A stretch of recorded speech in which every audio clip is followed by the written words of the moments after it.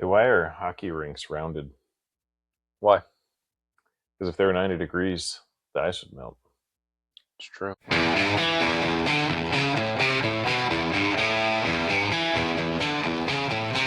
First and foremost,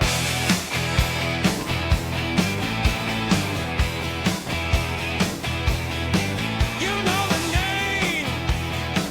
We came to break the All right, welcome to First and Four, the podcast where a father and his firstborn break down America's four biggest sports: football, basketball, baseball, and hockey. Let's get into it. Starting off with our film room segment, we'll start with NHL, NBA playoffs. We'll kind of go there, and then we'll get into some draft breakdown and our moving the chains. But playoffs first. Our Buffalo Sabres are on right now as we're recording. They They're are. up in the series 3-1 on the Bruins, which is super exciting.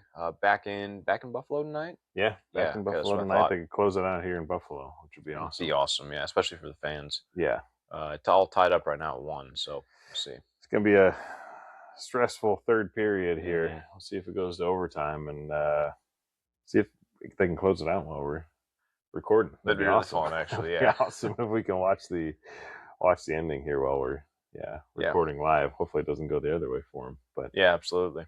yeah, I think they really cemented, kind of what they're doing with that 6-1 victory on, what was that, Saturday or Sunday? Sunday. Yeah. Sunday, yeah.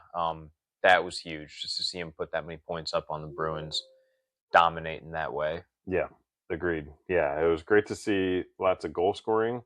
Mhm. And on the flip side, not allowing a lot of goals. And the change at goalie, they put Alex Lyon in their goalie. I'm referring to him as the Lion King now. Love it. Haven't heard that anywhere else, but that's what I'm going to call him, is the Lion King, because he's been on fire the last couple games, and that might be kind of the spark they need to turn the series around. Might be, I mean, even obviously he's not scoring those 6 goals, but if he's not allowing goals in, players have confidence and they're turn around on the other side and Right. put them in the back of the net. And Swayman, is a great goalie for the Bruins, but they got in his head too. And again, it's a tight one tonight, 1-1, but hopefully they can pull this thing out and move on to the next round. That'd be awesome. Yeah, definitely. We'll start it up here, the Lion King. The Lion We'll get King. it to stick. That's right. I like it. The Lion King. Yeah. So yeah, we'll see what happens there. I had one little note. I don't know if you had anything else on the Sabres, but I thought it was cool.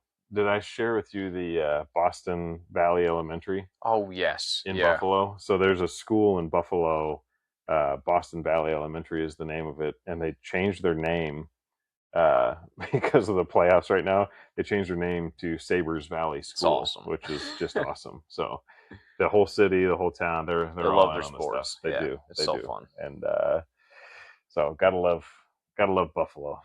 Yeah, it would be great to see these fans get a series win. Feels great to be a part of it. I love it. Yeah, exactly. Yeah. And then I think probably the most competitive series this first round of the playoffs. I mean, the NHL just is a little bit more competitive that first round because the way it seeds. We talked about it a little bit one week, I think. Mhm. How it's just a little bit different where, you can talk about whether you like it or not with some of the better teams playing in the first round as opposed to later rounds. But the Wild and the Stars, that one's been a competitive series. So tied up at 2-2 right now. They're actually also playing as we're recording here. They scores tied up at 1 in the second, but that one's been back and forth. Those are probably 2 of the top 3 teams in the NHL right now. Yeah. So it's huge to see them meet up. See who can win that one. Yeah, that's going to be a really good series. You can see that one, going 7. And I think the Stars have home ice, right? So they, if they do go 7, they'd get the final game there in Dallas. But again, I talked about it last week or the week before that those teams really don't like each other. The franchises, right? There's a whole history there between the Stars, the North Stars, and now the Dallas Stars. So it is crazy the way they do the seeding. These two are meeting up first. It is, yeah. And then I guess another great series is at Philly and Pittsburgh. That's been a fun one. Yeah. It's another one where it's surprising, right? That Philly got up. I mean, the Flyers were barely even in. Yeah. They've been basically playing playoff games for like a month. Yeah, that's true. They barely got in, but then took a 3-1 lead, and then the Penguins beat them the other day. So now it's 3-2. Flyers are up 3-2, right? In that one. That sounds right. Yeah, and so they're going back to Philly for Game 6 Wednesday night. Mm-hmm. So yeah, Philly could close it out there or get Game 7 back on the road back in Pittsburgh. So that's another one that is going to be a really great series. So absolutely. And those are kind of the only ones of note. The other ones haven't been quite as close. Yeah, I mean, 2 sweeps already, so we do have 2 teams already through that Avalanche. The Avalanche are good. They look really good. Yeah, swept the Kings 4-0. Even that one, though, started out tight. The first few games was like 2-1, and I think there was even an overtime game where like the Kings looked like maybe they could hang around for a bit, but then, yeah, Colorado they're a wagon. They're looking pretty good. So that one, and then Carolina swept Ottawa 4-0 also. Which Carolina, I think, quietly is just kind of sitting over there, just winning games. Nobody's really talking a lot about them, and I feel like they're just going to win, right? They're going to be a tough out for anybody that has to play them. Absolutely, and, So, yeah, I'm trying to think if there's any other ones that are worth calling out. Utah Vegas is another 2-2. There are some pretty. I mean, there's. Oh, I forgot about Utah Vegas. Utah Vegas is 2-2 now. Utah had an opportunity to go up 3-1 last night, and it was kind of a back and forth game, and Vegas ended up winning that one overtime. I think 5-4. Yeah, I went to bed. I mean, these West Coast games are late. They are so late. Yeah, they don't come on until 9:30. I think I watched the first couple periods, and it was 4-3, I want to say. It was 4-2 or 4-3 Utah in the third, and I'm like, I got to go to bed. Yeah. Thought they were probably going to win. I checked this morning, and they lost in overtime. So that one's tied 2-2 now. Same with Montreal and Tampa. Mm-hmm. Is 2-2, and that's another really good series between those two teams. So I don't know what I was talking about when I said the other ones were all not close. I mean, there's been some blowouts, but yeah, the Ducks are up 3-1 on the Oilers. You wonder with McDavid there, just kind of, I don't know what the timeline looks like. I think he's signed there through next year. Yeah, but after that, you wonder if he's out. Like, I don't know. I can't imagine him losing, but I guess you never know. I don't know. I mean, like, he's a guy who wants to win one. Yeah. And I think it seems like he's got, some lingering injury stuff. He's not quite right. But yeah, definitely sucks to see him down there in the series when I don't know if everybody's rooting for him, but I think a lot of people would like to see him get one at some point. At some point, it would be nice to see him win one. It is kind of a funny narrative. He's not, but like, I don't have anything against him, so I guess it's kind of like. It is kind of funny. It's like Rory almost before the Masters last year. It was like he always chokes. Yeah. Same idea. Yeah. And this, I guess, it's more a team sport. But, man, if they go out in the first round, that's going to be a huge upset. If Anaheim does end up closing that thing out. I think they're on tomorrow night, I believe. So we flipped that on one night, and I think every time we turn them on, we're like, what are the Ducks uniforms? Why the orange. This? I say it's every terrible. Time. Yeah. They got to go back to the old jerseys. Yeah. That orange is like, it throws me off every time. I actually, every time I see it, I'm like, is this like a, the NBA does those goofy uniforms sometimes? The special one. Yeah. The special uniform. Yeah. And every time I see it, I'm like, why are they doing these special orange uniforms again? I'm like, oh, it's. No, yeah, that's what they do now. Their thing now. Like, but I don't know why the change. Why orange and why the change? They look like the Flyers. They do. Yeah. That's the Flyers colors. It does. It really throws me off. So yeah, it's not right. I don't know. Okay. But yeah, I'm trying to think if there's anything else hockey wise. I'm excited to see this one. Yeah. Same with Minnesota and Dallas. And then I do think the Penguins Flyers is gonna be a fun one. It's fun, yeah, for sure. That's a really fun series. It's kind of unexpected. Battle of Pennsylvania. Yeah, exactly. All right. Well then I guess NBA will hit a little bit before we move on. Yeah. These really are a lot of non-competitive series. Timberwolves Nuggets has been kind of fun. There's been some fun moments, but it looked like the Wolves were going to pull ahead, and it was going to end up being kind of non-competitive. The Nuggets were kind of falling behind there, and then the Timberwolves lose Dante DiVincenzo to Achilles. Mm-hmm. And then Anthony Edwards is out for a couple weeks. So yeah, that's huge. They're still up 3-2. The Nuggets took Game 5 though, so we'll see what happens. Yeah, Nuggets are in some serious trouble there. They're in But trouble, but yeah, they could. I guess they kind of have a chance to steal one now with those injuries. that's true. Lots of injuries. But I mean, I got to be honest. I haven't really watched any of these. I don't games. watch them. I mean, like I follow, and I'll flip. I mean, like we've got one on right now just because it's on the third TV. But like, Yeah. I don't know. Again, like I'll probably watch some more later on. I think there will be some fun matchups. Yeah. I Outside would of this agree. one, we've watched a little bit like the Lakers Rockets. It's Mhm. impressive what LeBron is doing. I know. I'm not a LeBron fan, right? I'm not either. I'm pretty open about that. But it's I will say impressive. it's very impressive. Like at his age, like with Luka out on the bench, injured. Again, I don't watch a lot of the NBA, but I'm surprised that they're leading, 3-1 in that series, and they can close that one out. Absolutely, yeah. Here pretty soon. So, yeah, that's impressive to be the longevity of him and playing as long as he has, and then to have his son on the court with him, throwing passes to him is pretty crazy. And I think the other day they were down. Were they down 6 with like 30 seconds left? And was that them? Yeah. Yeah, and he hit a big three to send to overtime, and then they end up winning overtime. Is that Friday night?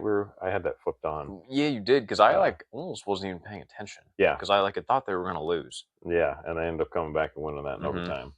So, yeah, that's about the nicest thing I'm going to say about LeBron James for the rest of this podcast. Yeah, exactly. So, anybody who wants me to hear or wants to hear me say nice things about LeBron James, you just got the nicest thing I'll say about him. He's old and he's playing well. Exactly. So, good for him. Yeah, but otherwise, I mean, big upset with Orlando potentially taking down Detroit. Yeah, that is the only other big. one. Yeah, that was 8 over the 1, right? Detroit's the 1 seed, and so they are. Yeah. That'll be a huge upset because I do feel like the NBA. We talk about hockey being very competitive 1 through 8. A lot of the series, you just never know who's going to win. Yeah. Typically, the NBA, the 1 versus 8 is it's typically not competitive. Maybe the 8 seed steals 1 game, but to see Orlando up 3-1 and really kind of dominating that series is a bit of a shock, I think. So, yeah. And again, I haven't watched much, I guess, but it seems like they've got the size on Detroit. They're just bigger, stronger. It's a matchup problem. It is, exactly. It's a matchup problem. And definitely surprising for a team that was in the play-in, barely was even in there, was not looking good going into the playoffs either. No. They're getting healthy at the right time, too, which is huge. They lost right to Philly in the play-in, or whatever you call it. I think so. They lost, so the Philly got so the confusing. 7. Yeah. Yeah, and then they ended up, winning and getting the 8 seed. Yeah. Yeah, so you're right. They did not look good heading in, and now it's crazy. Here we are 3-1, so they might close that one out, too. They might, yeah. So, I do think next week, once a few of these series are kind of finalized, we'll see kind of what the matchups look like next. I think the second round matchups will be a little bit more exciting. I do sort of enjoy, the finals, the semis before that, or the conference finals, whatever. There are fun games eventually. It's just not yet. Yeah, I agree. Yeah. All right. I think that's going to kind of wrap up kind of our playoff breakdown, film room kind of segment there. So we're going to move on to moving the chains. We're going to go back to the NFL draft. Just kind of recap, give some of our own thoughts, and that's going to kind of be our main discussion today. So, I guess first off, we'll start with, we did our whole kind of mock draft last week, so kind of talking how we did. Yeah. We got Fernando Mendoza there at 1. I got 1. Great. I picked 1 right. I was pretty happy with how I did. So I got David Bailey at 2 for the Jets. Picked the right one there. We were wondering about Arvell Reese. But then Kenyon Sadiq to the Jets at 14, and then the tackle from Penn State, Ola Owone, is kind of what I've heard. I don't actually know how to say it still. I've been listening around to different videos, and nobody says the same. Yeah. At 16 to the Ravens. So I was pretty happy to get those. We're just going to call him Vega. Vega. I actually have heard that, yeah. So we're going to call him Vega. I mixed those up, didn't I? Baltimore's 14. Baltimore got Vega. Jets were 16. Yeah. Same thing. And then you got Caleb Lomu to the Patriots, the tackle. Not with the right pick, but it was right. They traded up for him, but they did. They traded out for him. We're counting that as a win. Or up for him. Okay, so I guess I did do okay on that one then. I forgot that I had picked I was giving you I'll that. move Yeah, to, exactly. So we did. I had 2, and what did you have? 2 or 3? 3. 3. You had 3. Yeah, that's not bad. That's not bad, 5 of honestly, for the 32. way that the draft went last week. Like, I feel Yeah. like this draft was so wide open, Which we talked about last week. All the Yeah. trades we thought could happen first round, there were so many. there were a lot of trades. Yeah, yeah. I tried to kind of highlight, but it got very confusing on the number of trades that there were, and like exactly. how they all ended up happening. Some of them, it was strange to see them moving up like one pick, just to kind of, get whoever that they wanted. But yeah, we did okay. And I do think even when we didn't pick the right player, we at least had kind of the right idea. Yeah, like the right position, or like this is what we think they're going to do. Yeah, There was just so much moving around early. Yeah, I think that kind of threw us, and then going offense at 3-4 with the Cardinals taking Love, which I had kind of thought was smoke and mirrors, and then the Titans taking Carnell Tate. I think it did kind of cause a rush. People had to trade up to get some of the guys they wanted, and it kind of threw off what we had picked. Some of those offense guys, which again, not too surprising. Which no, we kind of thought that might happen. That whatever happens, kind of above you, will dictate the rest of the round. I did think it was interesting. So there are 9 offensive linemen taken in the first round, which again, so not a lot of like sexy picks, we'll say, right? Where it's like the receivers and quarterbacks and but people just plug in holes that they need, right? It's the structure, kind of that interior lineman that were needed. So yeah, more than a quarter of the picks in the first round were offensive linemen, which kind of dominated the storyline. Yeah, definitely. And like you said, not picks that teams were quite as excited about, I guess, but or not teams, fan bases more, but they can be huge. I think we saw that with the Bears last year, especially how like important that offensive line is and building that up. Agreed. Yeah, and Mendoza went number 1 quarterback, and then Ty Simpson. We'll talk about him here in a sec too at 13. But there was not a quarterback selected in the second round. Nope. And that's the first time in 23 years that's oh my gosh. happened. So that was a big, gap to not have a quarterback or running back, I guess, selected in the second round. Back. Yeah. Wow. So no quarterback, no running back selected in the second round. First time in 23 years, which is pretty crazy there. Yeah, there was just such a fall off there in talent. And actually, the Notre Dame having 2 running backs go first round was the first time since, what do we look up, 2007 Arkansas? Yeah. Was that the right year? Was it Felix Jones and oh my gosh. I actually looked this up and then I didn't write it down. Darren McFadden. There we go. Yeah, 2007. So that was the last time 2 running backs from the same school went first round. Yeah, and the third running back on that list, or for Arkansas, do you know who it was? Peyton Hillis, because I'm looking at the list right now. That's exactly. Insane. Yeah, isn't that crazy? That's crazy. They actually Madden cover Peyton Hillis, right, in 2012 or somewhere around in there. Yeah, up on the Madden cover sometime there later. Yeah. Yeah, no, that's crazy. It is pretty crazy that they were stacked. Mm-hmm.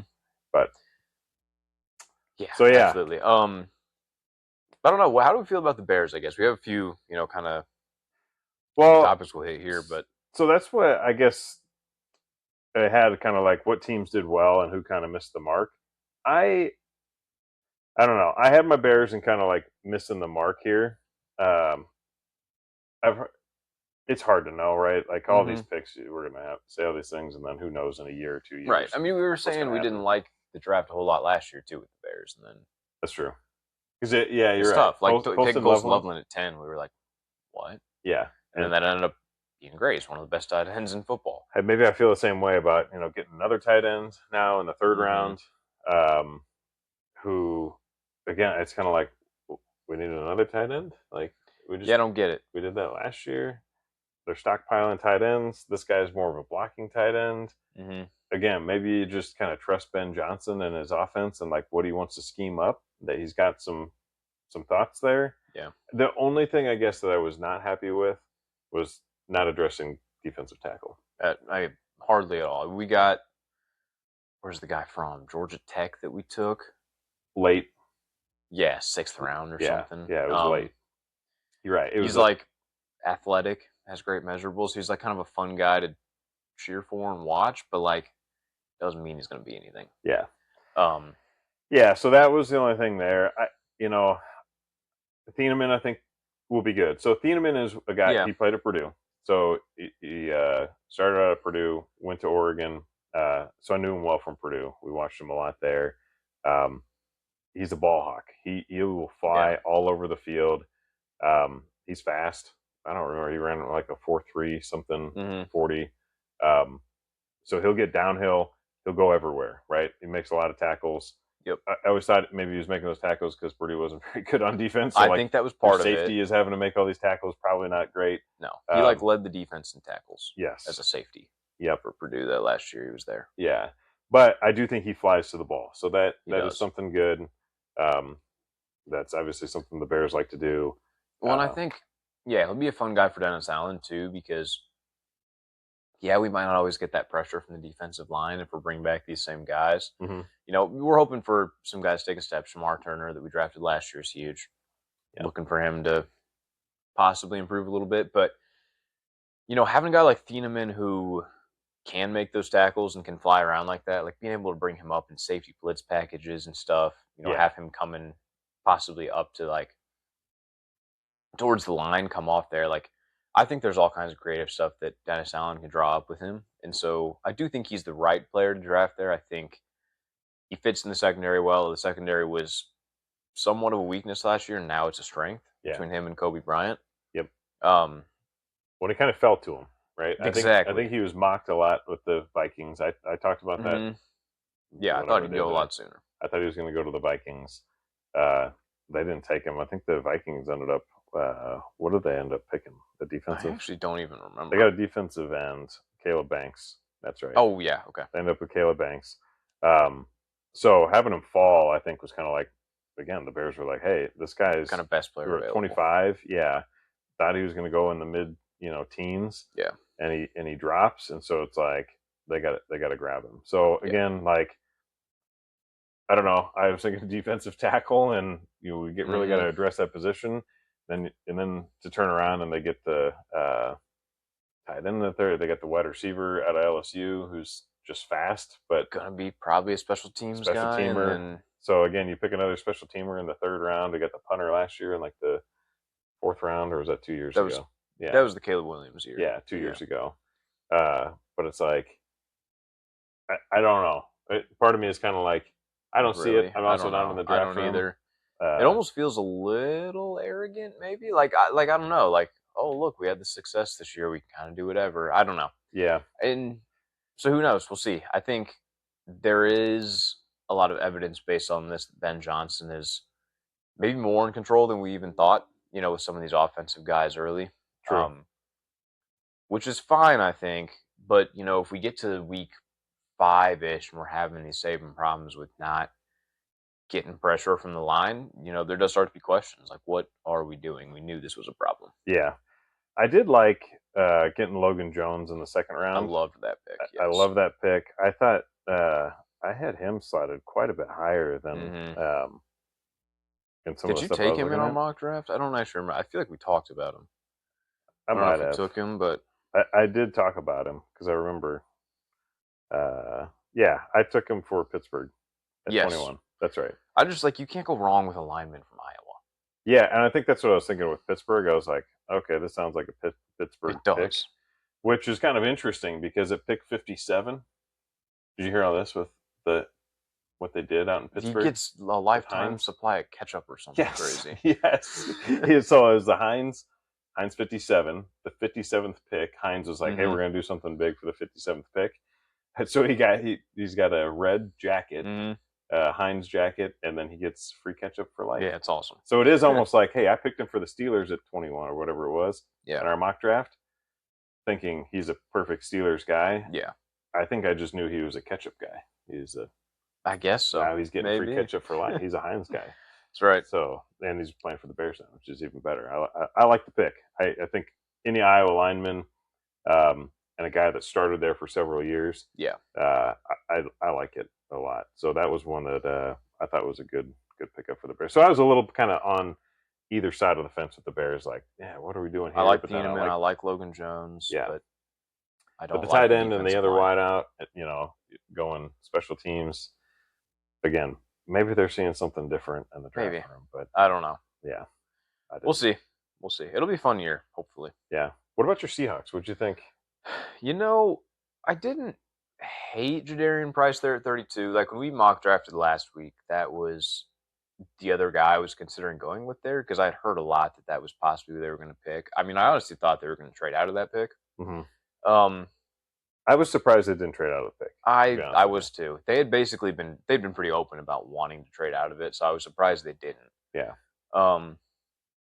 At that point in the way the draft was going and trades flying around, Well, and you mentioned the gap between running backs. I think you can trade down, a few picks into the second for someone who wants to come up and have that 5th-year option on a player and probably still get him. So I was surprised. Yeah.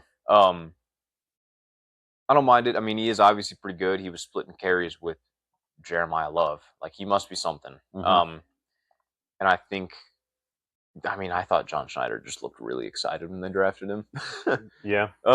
Which I think is generally how people look, but I don't know. That stood out to me. I think it'll be fun, and I think we need something that's not just Zach Charbonnet. And I thought Emmanuel Wilson could maybe be something. I thought they'd roll him out with Charbonnet this year, but I don't mind it. Yeah. It's see how it goes. Again, I wouldn't have minded secondary there, but they did do a lot of work on the secondary later in the draft in the next few rounds. So I didn't hate it. I think it's a team where there's not a whole lot of holes. The draft just isn't all that exciting for a team that's won the Super Bowl. Yep. They had some departures on defense. I thought they did a good job trying to fill some of those and doing what they could with the picks they had. So I didn't mind it. Yeah, I mean, you had drafted McNeil Warren for them. I did, yep. Who fell to the Browns. Fell to the Browns, who I actually thought had... I think they did great. A great draft. Mm-hmm. Again, what do we know? But I think the Browns seemed to, get everybody that they needed and had people kind of fall. They just... So when did they end up picking... Warren, so second round, pick 58 is when they ended up getting him. So I thought that was an excellent pickup for them. They got Fano in the first. They traded with the Chiefs, so they traded back. Chiefs went up. Ended up getting Fano. They got Concepcion in the first, so wide receiver out of Texas A&M. They got Boston, another receiver, McNeil Warren, and then they picked up quarterback late, Taylor Green out of Arkansas. He's fun. Who's fun? He's athletic. Exactly. Their quarterback room is so crazy that might as well. Who knows? Throw him in there. Throw another one in there. What the heck? We'll see what happens. Well, and it doesn't really help the media side where so Deshaun Watson's still there, Shedeur Sanders is still there, Dylan Gabriel's there, and now Taylor Green's there. One of those guys isn't making the roster, and so now the media is going to talk about it again. Yep. It's probably Dylan Gabriel, but it's probably good for the Browns. They have a little bit of discussion. They'll get the news. Get a little coverage fire they want. with the quarterbacks. Especially because Taylor Green was a guy people were talking about as a late round flyer, very athletic guy. Is he the one they said had similar measurables like Calvin Johnson? He was the same guy. I don't remember. I did hear somebody was. Was that him or was it? Maybe that was Sonny Styles. That was Sonny Styles, right? I was going to say I thought it was a defensive. I don't know why I Sonny Styles. Anyway, Sonny Styles is the one I think. Yeah. But so they're just very athletic. So I don't know. It'll be interesting. I thought the Browns had a really good draft. So the only other spot that I kind of missed, I took Jermod McCoy to the Vikings at 18 in our draft corner from Tennessee. Didn't realize how concerning, I guess, his injuries were. And I don't think a lot of people did because he was, as far as mock drafts went, he was being taken in the first. In the first, he ended up falling all the way to the 5th or 4th round of the Raiders, which I think is a huge pickup for them. As long as that injury isn't something that hangs around. He was, I want to say, he was Kuiper's second corner or something. Yeah, in the 4th round. So I just think that's huge for them, for a team who needs anything they can get to get a guy like that late. I had him ranked so they had CBS had him at the number 15 overall pick. ESPN, so Kuiper had him at number 29 overall. and Pro Football Focus had him at 17. Yeah. So everybody had a draft First round grade on him. On him. So yeah, to get him in the 4th, again, he had an ACL injury. He didn't play last year at all. I think that was the big concern. But like, if he, I guess I didn't realize, but yeah, but crazy. still, I mean, at 4th round to pick a guy up that like he might come back and be a first round talent that they just picked up in the 4th, and it's insane. So I do think the Raiders, yeah, they got a steal there. I think, yeah, in the 4th, unless he comes out and doesn't play. But yeah, and I think they drafted well too. They traded for a linebacker from somebody too, right? I don't remember. All I know is I got one pick right from them, so I got the Fernando Mendoza pick. So yeah, Tyree Wilson, defensive end from the Saints. Yep. I mean, it wasn't for a whole lot of capital, but I don't know. They traded for a guy who was on a roster, so like I think they're just picking up what they can. I thought the Raiders had a decent draft. They had a lot of picks. Yeah. So I mean, yeah, between the 2nd and 3rd round, they had 1, 2, 3, 4. Or no, I'm sorry, the 4th one was McCoy, the first pick in the 4th. But yeah, they had a lot of picks. So, and obviously a lot of needs to fill. Mm-hmm. But that's the thing, is they're rebuilding. So, they were all over the board as far as what they were picking. But I think, yeah, Raiders seem to do pretty well. So yeah, I think as far as teams we thought did well, I think the Browns were a team. Yep. The Jets, I think, had the Jets. Really good... Yeah, I loved what they did, trading back into the 1st to get a receiver. Yeah, their first round. So they had 3 picks. They got David Bailey on the edge, which we thought they would go with. Yeah. You had them pick Sadiq, which they did. The tight end, super freak athletic, and then jumped back in and got Omar Cooper Jr. Yeah, with another wideout. So they got some weapons up there. They also picked up Cade Klubnik, which I thought was kind of a big pickup. So he was late. What was he, 4th or 5th round? Something later like on. That. Yeah. They picked up Cade Klubnik. Yeah, nice flyer on a guy who, at one point was mocked in the 1st round of drafts, like before this season. Yeah, a year ago, I think that's where they had him, was his 1st round. So again, getting him that late, you never know. The one thing I said, you remember last week what I said about the Jets? What they needed to... What, you remember my 2 minutes in the box? I put them in. Interceptions. Interceptions.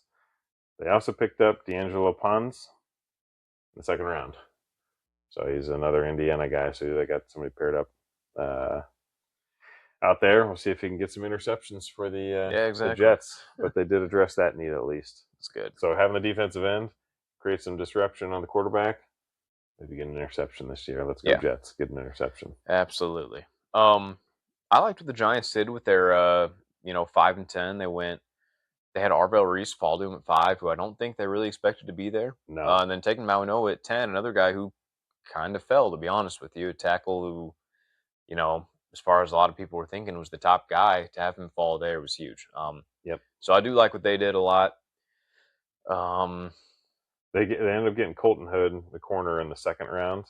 I had some notes on him too. He was the only cornerback in the class to finish among the top 6 in all 3 categories scored for the next gen stats and things like that. Yeah. So production, athleticism, and then overall, he ran a 4.4 40, a 40.5-inch vertical, and so he freak athlete.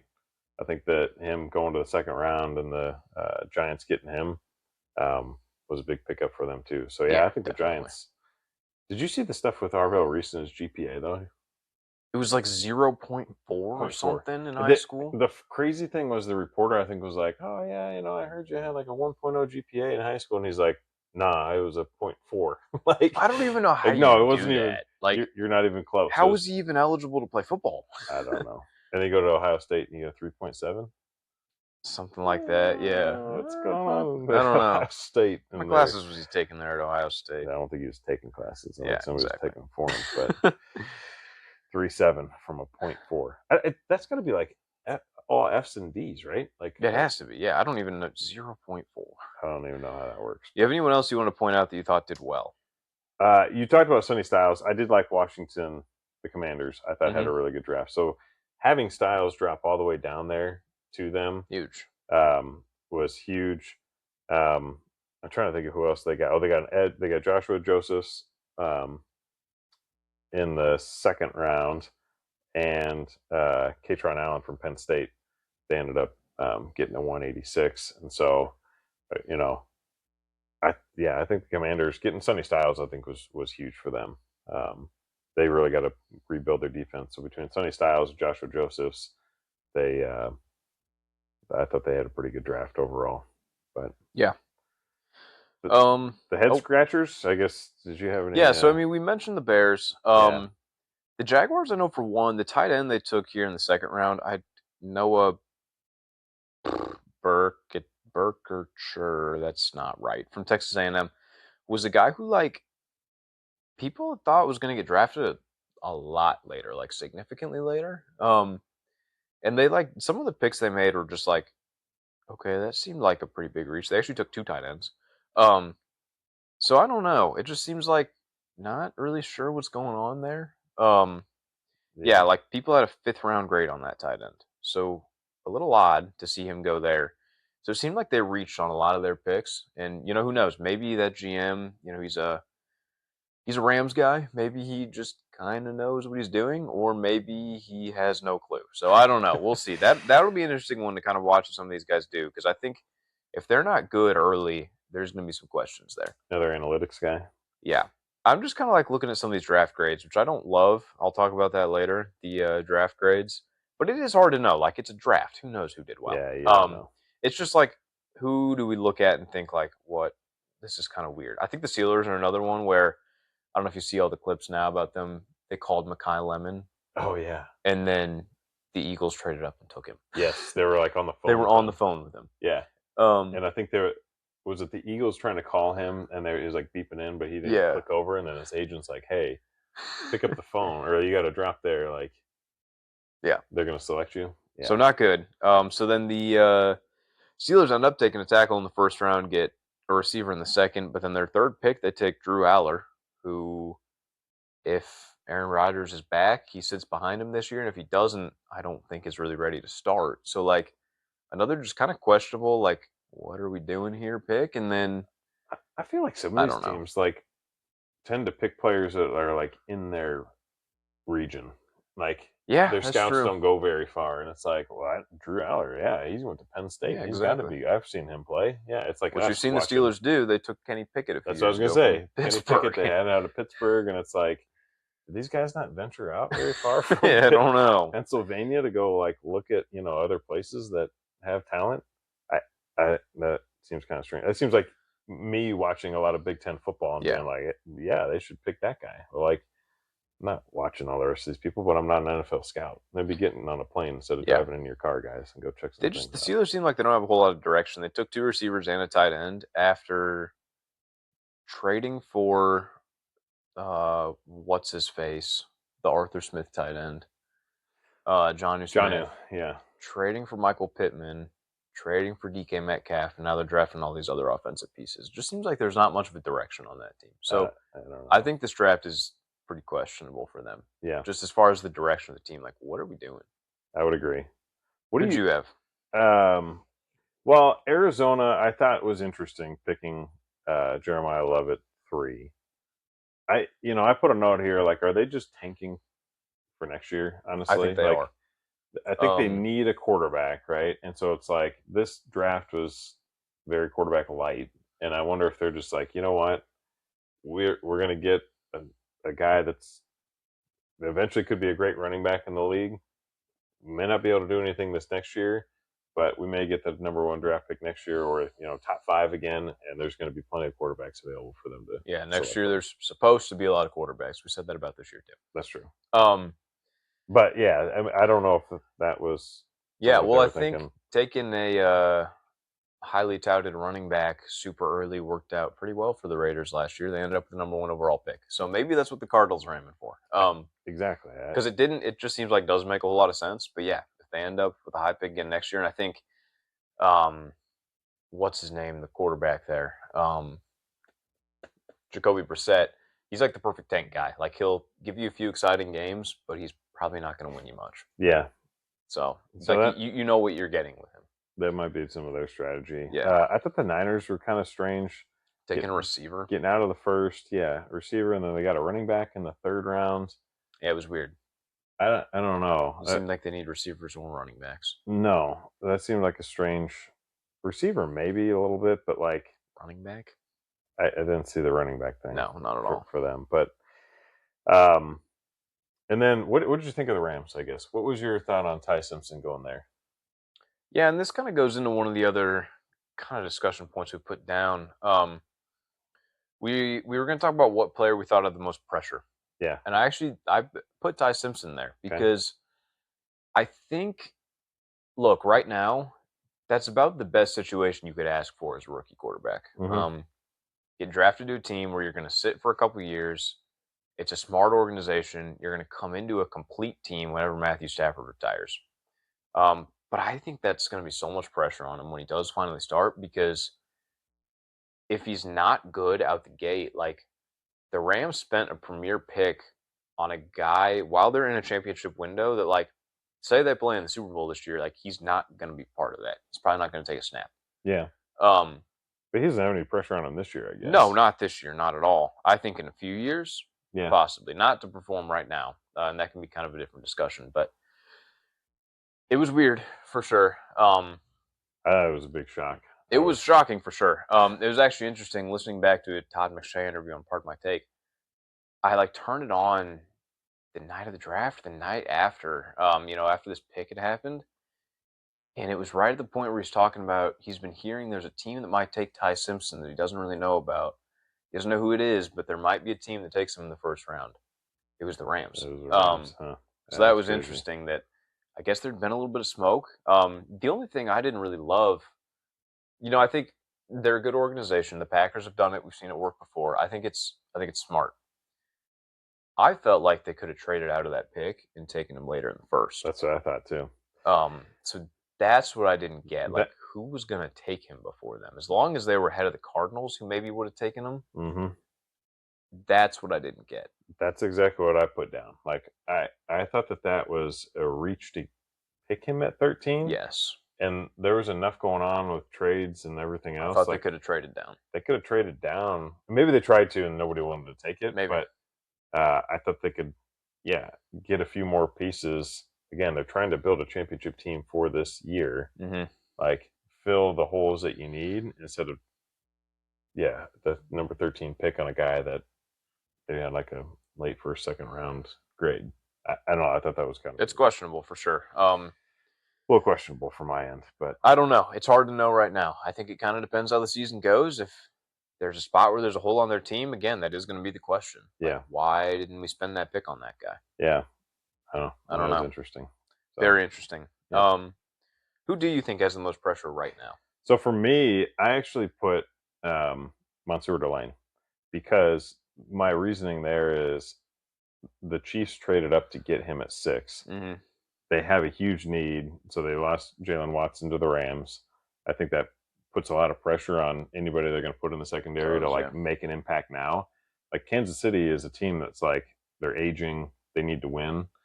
And so bringing a rookie in and going up and moving up to get him, it's like, hey, you're the guy that's going to fill this. Yeah. It's a lot of pressure. And obviously secondary, you don't think about like him having a lot of pressure on him. But, if I'm looking at between those picks and everything that happened, that's a guy that's like, you gotta be able to step in and play early and make an impact on the team that's going to be competing for a championship this next year. Yeah. So I thought Mansour Delane probably has the most pressure for me out of those guys in the first round. 9 of them are offensive linemen, so I don't really think about a lot of those offensive linemen. But I feel like the guy in the secondary, as much as people are throwing the ball around these days, it's an important position. It's an important position. That guy's going to have a lot of pressure. He doesn't perform, that's going to be trouble for the Chiefs. Yeah, no, I totally agree. So, yeah. Who do we think would be a bust here in this first? I mean, again, it's hard to know. Yeah, I guess I go back to the guys that we were a little surprised on early. So between Jeremiah Love and Carnell Tate at 3 and 4, like those guys going as high as they did. Again, Jeremiah Love was probably going to go somewhere top 5-ish. I I guess I see him almost like a Saquon, where like these teams pick these running backs so early, and it's like, yeah, this guy's going to change our team. And They're not Saquon's a ready for great him, player. Yeah, the rest of the team's just not ready to have a great running back. He goes to the Eagles, makes an impact there. So I feel like Jeremiah Love maybe down the road, maybe goes to another team or whatever years away, and then has a big impact. He's a great player. Yeah. I guess maybe it's Carnell Tate at 4 for me. That's probably the biggest. Yeah, that makes sense. I feel like for him, it's like, really, like I don't think of Tennessee as like a hotbed of wide receivers. Not at all. It's where like all the washed receivers go. It's washed receivers, or they get out. Yeah. Thinking of the guy on the Eagles now, Brown. AJ Brown. AJ Brown. Like, get out. They send him away. Yeah. They send him away. D Hop goes there, aging, whatever. Like Randy Moss was there. Tyler Lockett. Yeah, it's not really like quarterback. Yeah, I don't know. You're a wide receiver, right? No. So, I think Carnell Tate's going to end up being a bust. Yeah. If I had to pick one. I think I'm going to agree with Jeremiah Love. Just as far as what people are expecting, and I'm actually going to go Jadarian Price at 32 to the Seahawks. I'm not that he's necessarily going to be a huge bust in that sense, but just that like what people might expect from a first round pick, I don't think he's going to be, this like first round caliber of running back as far as the numbers go, at least not for the first few years, because we saw the Seahawks, be very willing to, split Charbonnet and Kenneth Walker those carries, and Kenneth Walker won Super Bowl MVP. So like they want to work Charbonnet in, they don't want it to just be one guy. And so I don't think it really ever will be, as long as Charbonnet is there at least. And you got Emmanuel Wilson, like I mentioned, who came from the Packers in free agency. So I think Jadarian Price, just in the way people view, like, I don't think there's going to be high-end numbers from him. I think he's an impactful player, but I don't think you're going to necessarily see the production you might think of a first-rounder. Yeah. So that's kind of what I'm thinking there. Yeah. And then as far as who has the most pressure, like I said, I mentioned Ty Simpson, not right now. And you mentioned Monsieur Delane. Yeah. But I do like my Ty Simpson, a few years down the line, whenever he does start, that is a lot of pressure, because then if he's great, he's great. And it's like, okay, this is why we made this pick. Yeah. If not, why didn't we take God help us? Now, I do think it's funny that the Rams took a quarterback in random time with a pick that came from the Falcons. That was kind of funny. Who just did that with Penix. Yeah. Okay, and then, if we're looking back in 5 years, thinking, how did everyone miss that? Who's a guy who we're going to look back and say, why didn't this guy go higher? For me... Go ahead. Yeah, I was going to say, first. For me, it's Ruben Bain. And people are kind of talking him up, so, like, I hesitated to put him down here, but I don't know. Like, there was a point last college football season where he was the number 1 overall pick. Like, I vividly remember. And, like, he is that impactful. And I get his arms are short. And I do put some stock in that. I do think it matters to an extent. But just watch the tape of him playing. I mean, he's a phenomenal player. And for him to go at 15 to the Buccaneers, we've talked about how, like, the circumstance matters. He's going into a team that, like, the defense isn't fantastic, but it's not terrible. And they've got a defensive head coach. They've got pieces there. And I just think he's in a situation where he is primed for success early on. And I think he's a player that shouldn't have fallen that far. Yeah, I would agree with that. I think Ruben Bain is going to be awesome. So I think we're going to look back and be like, why didn't he go as high as we thought he was going to go? Yeah, he dropped a little bit. Maybe it's the short arm thing. I think it really is. I don't know. I loved him coming out, and then like they had like the mirror or whatever that the guys were trying the hats on. He just walked past. He just grabbed the hat and walked right out. That was awesome. Because I saw a few of the guys, they like stand in front of that thing. Yeah, they're like screaming. And half the time their hats are jacked up anyways. I'm like, just go out to the stage, man. This isn't, it was kind of crazy. But yeah, I like that pick a lot. We talked about Jermon McCoy. I think him going to the Raiders in the 4th is one that we might look back and say, this guy's a 4th round pick. And it's like, well, I mean, he's first round talent, winning the 4th. He's going to be one. I think we look back and say, I agree. He's going to end up, I think, the injury and whatever, he'll get past it. He'll be fine. I think Jermon McCoy is the guy for me. One other one, I had 2 Tennessee players, Tennessee Volunteers, so the college. Yeah. Joshua Josephs was the other one. So the Commanders got him at 146. Again, he had a kind of a grade of like maybe second round, late second round. Went much later to them. So I think he's another one that could be very impactful at the absolutely. edge, coming off the edge for the Commanders. So yeah, it'll be another one to keep an eye on. Yeah. All right, we spent a long time on the draft, so we'll kind of rattle off our last few segments here. But 2 minutes in the box is our next one up. So who are you putting in the box this week? I'm going to put the number 0, and you called this out a little bit when we were talking about the NBA. Dante DiVincenzo. DiVincenzo. So the reason I'm putting the number 0 in, so DiVincenzo, you just mentioned, had the Achilles injury in the playoffs. He's now the 4th player in the playoffs in the last year. So going back to last playoffs last year through this playoffs this year, 4th player wearing the number 0 jersey to tear his Achilles in the playoffs in the last year. So we've got Dame Lillard last year, Jason Tatum, Tyrese Halliburton, all 3 last year. Yeah. Tore their Achilles. Their teams lost the series after they tore. Crazy. After they did that. DiVincenzo, talked about him and the Timberwolves. Number 0 just tore his Achilles. T-Wolves were up 3-1. Now it's 3-2. If they lose this, nobody's ever going to wear the number 0. Yeah, no. Like, no more number 0. No, I mean, it'll be like, do not come out in that jersey. So I'm putting the number 0 in the box. Yeah, I wonder where 00 ties into that. Scoot Henderson's wearing 00 for the Trailblazers. Yeah, I think you're okay with 2 zeros. It's the one. Or is he going to tear both Achilles? Oh, that would be rough. Not being able to walk at all. Yeah, I don't know. That would be rough, man. Yeah, hopefully it's not the 00 curse of 2 Achilles then. Yeah.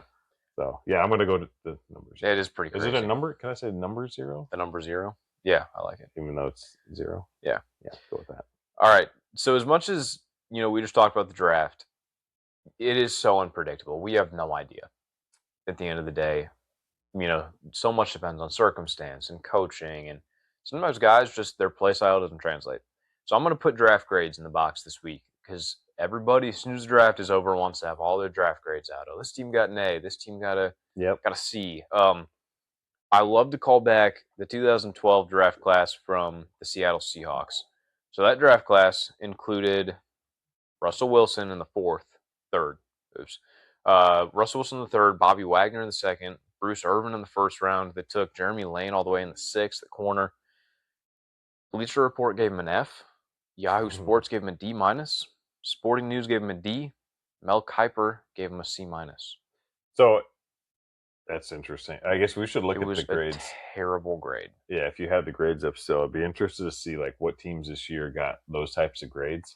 So it was some of the ones that I mentioned. I was kind of just basing off like some of the consensus because again, yeah, I don't like to kind of like be like, oh, this draft class is bad. The Jags are last with a C- on CBS Sports is the first one that came up. And your point earlier, like if he does end up that the Jags GM, I think it's analytics numbers guy, Moneyball guy. Yes, if he looks very nerdy. If he knows what he's doing, we may look back and be like, oh, I guess that guy did know what he was doing. Yeah, exactly. Yeah. But yeah, that was a draft class that really just changed the momentum of the entire organization. They went to 2 Super Bowls with some of those players, had a great defense. Yeah. And so, yeah, for like immediately after, as bad as people looked at that draft, it did not turn out that way. Yep. So draft grades are going in the box this week because I don't think you can put a whole lot in the draft grades. Yep. All right, 2-minute drill. We'll rattle off a few questions real quick. So, better strategy, best player available or team need? Man, I go back and forth on this one. I think it's probably best available. So, I think about the Bears in the 1st round. Like, yes, I wanted them to get a defensive tackle, but you got Dylan Thieneman sitting there who's, best available on the board. You probably have him high. You fell. Get that guy. Get him on your team. You want talent surrounded on your team. Good coaches, great organizations are going to plug and play, get guys in, and make things happen. So the draft is one way to build your team. Free agency is another. You can do some other things with it too. Yeah. So I'll say best. Yeah, I'm going to say best player available. I think there's just a lot more chance of like success with a best player available if you know this guy or like at least have more of a thought that he's good. you can address some of the needs in free agency, like you mentioned, and grab some of those guys that you've seen play in the NFL before. And best player available just seems to work. Now, maybe more so for teams that are more complete. Yeah. But like you said, the Bears kind of turned me on that in the first round, where safety wasn't what I was expecting in the first round, but I've kind of come around on it, and I like it a lot. So, all right, would you trade 3 first-round picks for a guaranteed star quarterback? I said no. I agree. So for me, you can build a team from other areas, get a veteran QB. I think of Seattle this past year, what they did, how they built that team. The same thing kind of goes on the flip side, having a star quarterback. Think of Joe Burrow, think of Jaden Daniels. Like, there's injuries that can happen. You're not guaranteed just with the star quarterback to win all the time. Not at all. So, yeah. I think so much of the NFL, too, just depends on coaching. Where, like, we can see some of these. I'm trying to think of a good example outside of the Seahawks right now, but like even what KOC's done with the Vikings, like Kirk Cousins, for as good as he was in Minnesota, was never like a top tier quarterback. Like he's above average, kind of middle of the road, top 15 guy.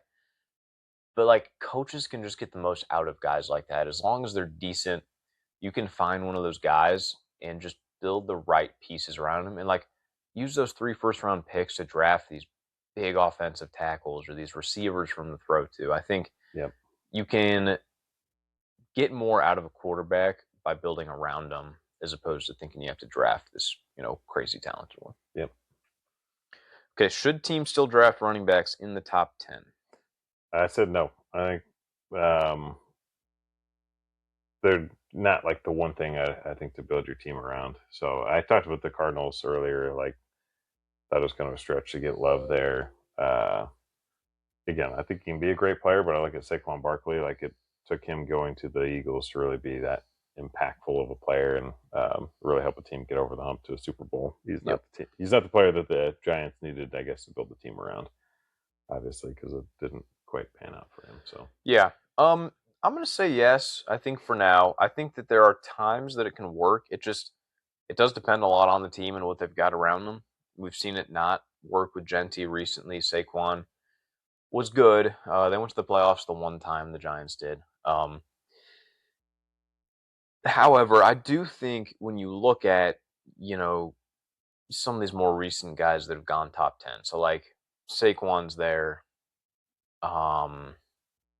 Who are some of those other like top 10?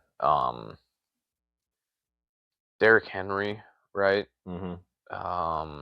There's a few other guys like that where like at the end of the day, it's not on the running back. So if you're able to build around them, I think they can be a good piece to throw in and be like, hey, we'll figure out the rest of this next year. That doesn't always work a lot, and I think that's more management coaching, but I think it can be worth it to grab a player where, like, at least the hit rate on running backs being highly drafted is a lot better. They end up being good players. It might just not be for your team. I feel like Derrick Henry's another one where, like, Tennessee had him. They, great player, but they weren't going to win a Super Bowl. They didn't. I mean, they were the number 1 seed at one point. Yeah. Didn't last long. They didn't even get to the Super Bowl. But, yeah, so that's my take. Yeah, it's just so much, again, circumstance it comes down to. Yeah. All right, would you rather be picked with the last draft pick as Mr. Irrelevant or be an undrafted free agent? I think there's a lot of fun things going, to be Mr. Irrelevant, but I'd rather just go undrafted because then I can get to pick where I want to go. Exactly. I would much rather, have that freedom to be like, all right, I can pick whatever city, whatever place I want to play, whatever situation I want to go into, wherever I think I can get, the best opportunity to make a roster. Yeah. And I don't end up in Green Bay. That would be terrible. Yeah, exactly. But I did think it was cool, like seeing Dylan Thieneman getting drafted first round to the Bears, and then seeing a family picture of him like 15 years ago. Everybody in the Bears. Yeah, Bears, I love it. Family photo with Bears jerseys. It's like that's really cool to get picked by a team that like you've been a fan for life. So that's cool. All right. What do you got from the stands this week? Real quick one. Johnny sent me this. This was a cool little. We talked about the 999, 9 hot dogs, beers, all that stuff. Yep. So there was one. The Philadelphia Flyers are doing the 3-3-3 for hockey. 3 cheesesteaks, three fries, 3 periods. You got to eat it $45. You can add 2 beers. I'm not sure why it's not 3 beers. I feel like it should be the hat trick then. Probably. You should throw in the hat trick for 3 beers, $36 for 2 beers, anyways. But it did say, this might be a good one to share with friends. I think that's kind of frowned upon in Philly. I don't think I feel like Philly guys are really into sharing I don't think so. their cheesesteaks. Like, you got to just down those things yourselves. Exactly. If you're gonna do that thing, you gotta have it all. But I thought that was kind of fun. It's the only thing I had from the stands. Anything on your end? I did not. I haven't gotten a whole lot of clips up this week. I've just been pretty busy. So hopefully this week, going to be a little bit better about that, and then I can have some more feedback coming in. But yeah. Might be good. Yes. All right. Extra innings wise, I'll start off. I wanted to talk about the Kentucky Derby a little bit. We won't spend a whole lot of time on it, but that is this weekend, which is kind of fun. It sneaks up on me, man. It every really year. does, yeah. Especially with how busy right now is with all these sports. There's golf, there's hockey, basketball, NFL draft. Like, there's just so much going on. But the Kentucky Derby is fun. It's always a fun little discussion point. So talking just some of the best odds out there right now. Hold on. So as you're looking that up, I was going to say the Kentucky Derby was one where, like, we talked about the traditions last week. Yeah, that was one where I thought if we went outside the 4 major sports, the traditions, the hats, all that stuff, like a Kentucky Derby is just a fun annual thing. It has a lot of great tradition around it. I love it. Yeah, it is fun for sure. That tradition just brings something else too. So Renegade is the favorite right now at 4-1. Yep. There's a couple of horses at 6-1. So Commandment and Further Ado are 6-1. Chief Wallaby 8-1. So those are kind of the leaders on the betting odds right now. But I thought it'd be fun if we each pick one that's like 10-1 or worse. Okay. And just like cheer for them to win, and we'll check back in on them next week and see how they do. Okay. I feel like that might be cheating to pick the Puma. He's 10-1. That's fine. That was one actually I was reading a little bit about. Really? So I would say the Puma. If I went on an even further, 10-1, the Puma. If I went further out, Pavlovian sounds just really cool. I'm gonna go with that 30-1. 30-1, Pavlovian. Yeah, Pavlovian. Yeah. Perfect. All right, I want to go somewhere around the same, so we're kind of even there. I'm gonna go Right to Party. That's just a fun name. Fun, exciting, like. I like that. Having a good time name. He's there at 30-1 as well. So we'll go Right to Party. We'll see how our horses do this week. I like Chief Wallaby as a name, though. That is cool. Fun. Yeah, he's an 8-1, but so he's got a shot. Chief Wallaby. Yeah, definitely. If he wins. That'd be a fun I feel like he's not going to win because it's not horses that have like cool names like that end up. No, it's not. But yeah. All right. Well, maybe one of our horses will pull ahead at 30-1. Probably not, but it'd be cool. We got to get some cool hats on or something. We do. Yeah. Like I said, it snuck up on us. I know. I mentioned it like last night. We didn't really think of it as I thought it was the next weekend. I didn't realize it was already coming up. Like, oh my gosh, this weekend. Man. Crazy. Yeah. All right. What do you got? Extra innings wise. So just today, this came out. College basketball talking about moving to 76 teams for the NCAA tournament. So it's crazy. It does seem kind of crazy to go to 76. So I think it's mid-May that they're going to have this vote. Again, it just came out in the last couple hours. It sounds like it's basically done. Yeah, exactly. Like, they're just going to vote on it, but it's almost like a done deal. Yeah. So they're going to have the kind of, instead of the first 4, it'll be 24 teams, 12 games, and kind of that first round or whatever. And then that'll get into the round of 64 from there. So seems crazy, but man, once they start this stuff, it's not like they're going to ever go back. So if they go to 76, it's not going to get any smaller.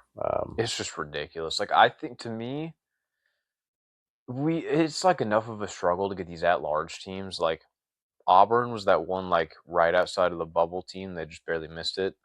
There were 7-11 in the SEC. Like, does that team really need to be in the tournament? No. I don't know. It's just ridiculous. And I think, yeah, okay, great, there's more games. But, like, we're going to be letting in teams that have, like, 5 conference wins. Yeah, and then you're having teams that actually win their conference tournament and get into the tournament are going to be playing in these we're going to call them playing games still. There's going to be like the round It's of almost going to be its own 76. round. I mean, with so many games. Like, it is. Yeah.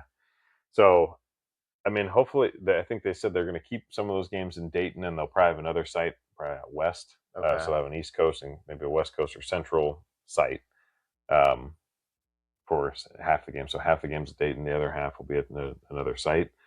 But yeah, we'll see what happens. So we'll have to keep an eye on that. Yeah, maybe there will be like more respect on those games for like some of these mid majors as like an actual tournament win if they win, since there's so many of them. Maybe that's a positive. Maybe.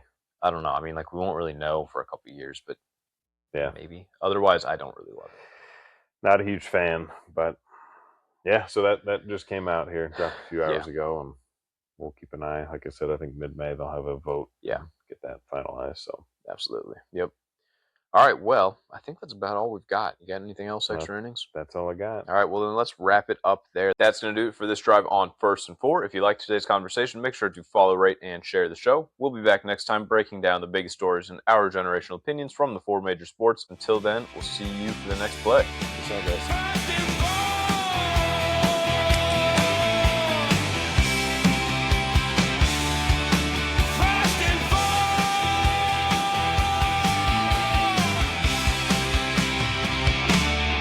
First and 4.